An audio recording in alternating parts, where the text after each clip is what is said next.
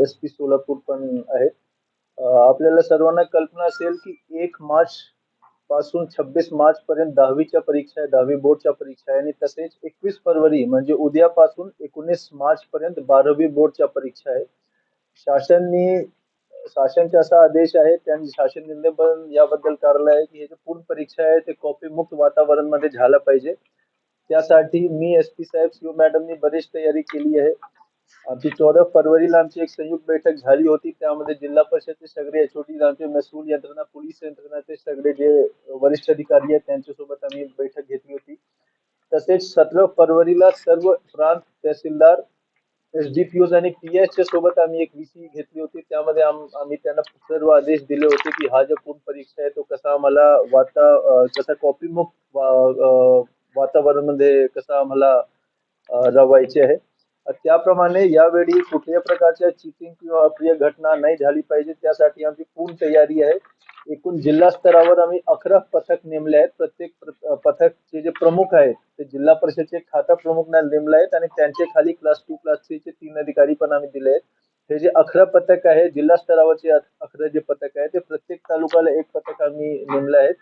त्यांची ड्युटी आहे की ज्या ज्या दिवशी एक्झाम आहेत 10वीची आणि 12वीची त्या दिवशी त्यांचे तालुकामध्ये फिरून फिरून आकस्मिक भेटी द्यायचे आणि प्रत्येक जगात त्यांना वॉच ठेवायची की कुठल्या प्रकारची चीटिंग नाही घडली पाहिजे.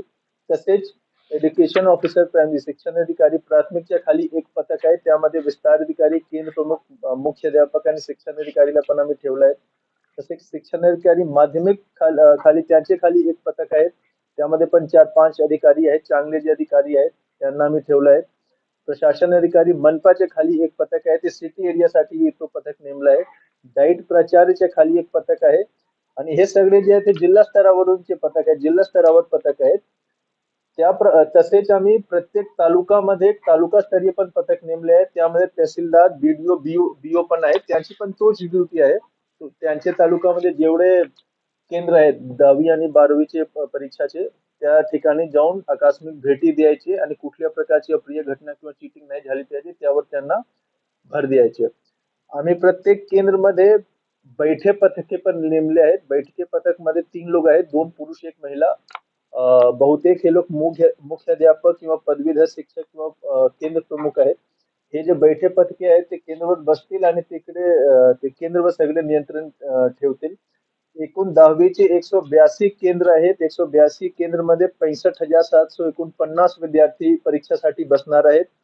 तसेच 12वी साठी एकूण 118 केंद्र आहेत. त्यामध्ये 55,541 विद्यार्थी परीक्षेसाठी बसणार आहेत. BDO, BO, block development officer, block education officer त्यांना ऑलरेडी आम्ही तालुका स्तरावरचे पथक मध्ये त्यांना आम्ही समाविष्ट केलं आहे. ब्लॉक CO जिल्हा परिषद मॅडमनी आणि ब्लॉक आणि शिक्षण अधिकारी माध्यमिक त्यांनी आज सकाळीच एक बैठक पथकाच्या सोबत एक VC पण घेतली होती. सगळे BDO पण होते. त्यांना पण आम्ही सूचना दिली आहे की कशा प्रकारचे तुम्हाला नियंत्रण ठेवायचे पूर्ण प्रक्रियेवर. आमच्याकडे एकूण 30 अतिसंवेदनशील पथक आहेत, अतिसंवेदनशील केंद्र आहेत. 10वीचे परीक्षासाठी 14 अतिसंवेदनशील केंद्र आहेत आणि 12वीच्या परीक्षासाठी 16 अतिसंवेदनशील केंद्र आहेत. या ठिकाणी आम्ही पोलीस बंदोबस्त, वाढीव पोलीस बंदोबस्तचे नियोजन केलं आहे. तसे जे लोकल पोलीस ठाणे आहे त्यांना पण आम्ही कल्पना दिला आहे की हे अतिसंवेदनशील केंद्र तुमच्या एरियामध्ये आहे, त्यावर तुम्हाला विशेष एक लक्ष द्यायचे. मी आणि SP साहेब आणि CP साहेब आम्ही स्वतः 2-3 केंद्रला जे अतिसंवेदनशील केंद्र आहेत त्यांनी आम्ही स्वतः जॉईंट व्हिजिट सुद्धा करणार. CO मॅडम पण आमच्या सोबत राहतील. तसेच हे अतिसंवेदनशील जे केंद्र आहे तिथे आवर्जून जिल्हा स्तरावरचे जे पथक आहेत आणि तालुका स्तरावरचे जे पथक आहेत ते आवर्जून तिथे भेटी देतील याबद्दल पण सूचना देण्यात आलेल्या आहे. तो सगळे पूर्ण आम्ही तयारी केलेली आहे. आमच्या जे पूर्ण 10वी आणि 12वीचे जे बोर्डचे जे परीक्षा आहेत ते कॉपी मुक्त वातावरण मध्ये झाली पाहिजे हेच आमचा उद्देश आहे. सर्व मुख्याध्यापकनी त्यांच्या स्तरावर सर्व पालक आणि विद्यार्थ्यांच्या सोबत बैठकी पण घेतल्या आहेत. VC त्यांच्या WhatsApp ग्रुपवर पण मेसेज टाकले आहेत की कुठल्या प्रकारची चीटिंग नाही झाली पाहिजे, त्याची काय परिणाम होऊ शकते त्याबद्दल सर्वांना कल्पना पण दिली आहे. हा प्रेस कॉन्फरन्सच्या माध्यमातून मी सर्व विद्यार्थी आणि पालकांना मी हेच आवाहन करतो की हे आपली आयुष्याची पहिली मोठी एक्झाम आहे, 10वी किंवा 12वी असे पहिली मोठी एक्झाम आहे. त्यामध्ये कुठल्याही प्रकारच्या चीटिंग करण्याची आवश्यकता नाही आहे. तणावमुक्त वातावरणमध्ये पूर्ण प्रक्रिया पार पाडली पाहिजे. कॉपी मुक्त वातावरणमध्ये पूर्ण प्रक्रिया पार पाडली पाहिजे. यामध्ये पालक आणि विशेषतः जे विद्यार्थी आहेत त्याची खूप मोठी भूमिका राहणार. प्रशासन सजग आहे, सचेत आहे, पण तरी सुद्धा शेवटची जी सर्वात महत्वपूर्ण भूमिका आहे ते पालक आणि विद्यार्थ्यांची आहे.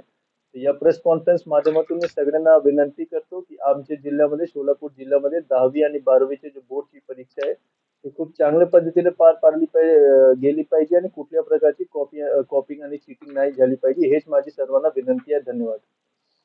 तर एखाद्या विद्यार्थ्याला सुद्धा परीक्षा केंद्रामध्ये गोंधळ झाला, त्याचा तिथे नंबर नाही मिळाला, त्याचा नंबर असतो दुसरीकडे, असं गेल्या वेळेस 2-3 प्रकार झाले, मग त्या विद्यार्थ्याला नुकसान होते. त्यासाठी काय सोय नाही प्रशासनाने बघा, केली? यामध्ये ऑलरेडी जसं मी सांगितलं ना की मुख्याध्यापक जे आहेत, मुख्याध्यापकांनी सर्व विद्यार्थी पालकांच्या सोबत बैठक घेतली आहे आणि केंद्र प्रमुखला तसंच सूचना दिल्या आहे. शिक्षण अधिकारी, माध्यमिक सर्व गट शिक्षण अधिकाऱ्यांनी पण तसंच सूचना दिल्या आहे. नंबर वन आमचा हेच प्रयास आहे की अशा प्रकारचे घडलंच नाही पाहिजे.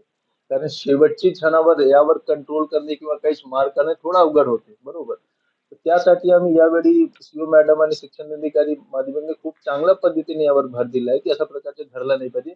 जर घडला तरी सुद्धा तिथे जे पर्यवेक्षक आहे, तिथे जे केंद्र तुमचे प्रमुख आहे, ते लोक काळजी घेतील की कसा तो मुलगा किंवा तो जे विद्यार्थिनी आहे त्यांना त्यांना जे चांगलं त्यांचे जे करेक्ट जे केंद्र आहे ना, त्यांना कुठे पहुंच केलं पाहिजे त्याबद्दल पण त्यांना सूचना दिल्या की त्यांना सहकार्य करायचे, असं वेगळ्या प्रकारचे हे नाही करायचे, सहकार्य करायचे है ना. पण आमचा हेच प्रयत्न आहे की अशा प्रकारचे मतलब जे घटना ते घडलंच नाही पाहिजे. ठराविक ठिकाण आहेत ना तिथे जास्तीत जास्त कॉपीचे प्रकार होतात. ते वर्षानुवर्षे केंद्र आहे. अशा केंद्रावर स्पेशली काय उपाययोजना? बरोबर. तर असे जे केंद्र आहे ना त्यांना आम्ही अतिसंवेदनशील केंद्रमध्ये आम्ही पकडलंय आणि तिथे बंदोबस्त पण इन्क्रीज केलाय. जसं मी सांगितलं की आमच्या जिल्हा स्तरावर 11 पथक आहेत. ते आवर्जून तिथे भेटी देतील. जे तालुका स्तरावर जे पथक आहेत ते पण तिथे भेटी देतील आणि तिथे जे पर्यवेक्षक आहे, बैठे पथके आहेत त्यांना ऑलरेडी आम्ही सांगितलं आहे की तुमच्याकडे तुमचे ज्या केंद्र आहे ते अतिसंवेदनशील आहे. तिकडे तुम्हाला विशेष दक्षता घ्यायची. त्याप्रमाणे आमची तयारी आहे. आणि जे अतिसंवेदनशील केंद्र आहेत ना तिथे मी जर सिटीमध्ये असेल तर मी आणि एसपी साहेब नक्कीच एक जागेला मी व्हिजिट करणार. रुरल ग्रामीण क्षेत्रामध्ये मी आणि एसपी साहेब एक जागा व्हिजिट करणार. तर त्यावर एक मेसेज पूर्ण यंत्रणाला चांगलंच जाणार. बऱ्यापैकी जी सेंटर आहेत ना, ती नगरपालिका किंवा महापालिकेच्या शाळा आहेत किंवा सरकारी शाळा आहेत, ते अतिशय घाण आणि दुर्गंधीत असतात. हे गेल्या वर्षीचा पण अनुभव आहे. त्यावेळेस प्राथमिक शिक्षणाधिकाऱ्यांना सांगितलं तरी जास्त दखल घेतली नव्हती. अच्छा, एक वेळी थोडा मध्ये सुद्धा पाहिजे आहे. अच्छा, एक वेळी यामध्ये ना थोडं एक काम करून टाका. आता तुमच्याकडे आता वेळ आहे. तुमच्याकडे एक सिटी मध्ये आणि ग्रामीण मध्ये सुद्धा ती एक्सरसाइज करून टाका. ब्लॉक एज्युकेशन ऑफिसरला जर तुम्ही विचारला ना आताच, तर ते तुम्हाला माहिती देतील की कुठे कुठे प्रॉब्लेम आहे. किमान तिथे पिण्याच्या पाणीचे, टॉयलेटचे साफसफाई हे जे मोठी दुरुस्ती आता नाही करता येईल, म्हणजे लहान दुरुस्ती आहे ना, साफसफाई बद्दल, पिण्याचे पाणी बद्दल आणि टॉयलेट बद्दल हे लवकर करून टाका. ठीक आहे. आणि पोलीस प्रशासनाला लोक देत नाहीत ते proper. स्थानिक ते पालकच त्यांना हे करतात. ते याच्यामध्ये आता आपण असं आढळून एक ऍड करते सर की याच्यामध्ये आपण काय केलेलं आहे की जिथे आपल्या भरारी पथकाने आपल्याला जर सापडलं तर आम्ही स्ट्रेट अवे तिथच्या बैठे पथकावरती तातडीनं शासकीय कारवाई करणार आहोत. बिकॉज असं नाही होऊ शकणार की आम्हाला काहीतरी आढळून आलं आणि आम्हाला माहिती नव्हतं तिथच्या असं नाही. Property पोलीस असतात घेत नाही. भिण्याचा प्रश्न नसतो याच्यामध्ये वरिष्ठ आपण यावेळी शेवटचे संबंध असतात ते. त्याच्यामुळे ते लोक यामध्ये यावेळी वरिष्ठ अधिकारी सुद्धा आपण नियुक्त केलेले आहेत आणि जे संवेदनशील पोलीस स्टेशन हे आहेत संवेदनशील परीक्षा केंद्र जे आहेत त्या परीक्षा केंद्रांवर महत्वाचे जे पेपर आहेत इंग्रजी, गणित या पेपरच्या वेळी आपण विशेष काळजी घेणार आहे. त्यासाठी वेगळा बंदोबस्त आपण दिलेला आहे. तर शाळेला वॉल कंपाऊंड नसतं, ते लोक काय आतमध्ये विद्यार्थी घाबरून जाते, साध्य काही होत नाही. वॉल कंपाऊंड नसतं, तुमचं 2 पोलिसांचे असतात, 500 लोक मॉब असतो.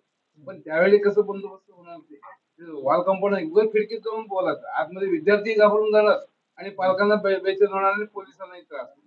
बघा, शेवटची आपले दोघांचे जे प्रश्न आहे ना तो काय आहे की तो कंट्रोल करण्याची एकच सोल्युशन असते की हा जो पूर्ण प्रक्रिया आहे 10वी आणि 12वीच्या बोर्डच्या ज्या परीक्षा आहे त्याचे गांभीर्य किती आहे ना तो तुमच्या ज्या खाली यंत्रणाला त्यांना जर माहिती झालं ना की खूप सिरियस प्रोसेस आहे तर त्याप्रमाणे ते कारवाई करतील. त्यासाठीच मी आणि एसपी साहेब आणि सीओ मॅडमनी आज यावेळी आम्ही ड्रिल केलंय की जेवढा महत्वपूर्ण निवडणूकच्या प्रोसेस असते ना तेवढं महत्व तुम्ही याला द्या. तो ऑलरेडी त्यांना केलंय. एसडीपीओ, पीएसएमई बैठकी घेतली आहे. त्यांना आम्ही स्पष्टपणे सांगितलंय की तुमच्या एरियामध्ये जर काही झालं तर तुमची जबाबदारी आहे, बरोबर ना? तर या मला असं वाटते, मला खात्री आहे की यावेळी अशा प्रकारची अप्रिय घटना घडणार नाही, आणि जर घडला तर आम्ही कारवाई करू ना, त्यामध्ये कडक ऍक्शन घेऊ, त्याबद्दल कुठलं हे नाही. होते कुठं जिथं 17 नंबरचे फार्म असतात हम्म.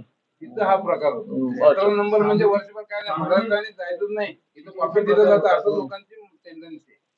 चला ठीक आहे, तोच मी सांगतो की जे ते 17 नंबरची जास्त हे असेल ना, त्यांना पण आम्ही जे अतिसंवेदनशील हे आहे ना तुमचे, त्यामध्ये समावेश करा नवीन, जर असे जिथे जास्त तुमचे फॉर्म 17चे हे आहे ना, ते अजून ते अतिसंवेदनशीलचे तुमचे केंद्र आहेत त्याची संख्या वाढवून द्या, आणि तिथे पण आम्ही इंक्रीज पोलीस बंदोबस्ताने सगळे करू, हा ना? शाळेवर काय कारवाई होणार ते मुलं सापडले तर ते सांगितलं मग शाळाच ते तयार करेल.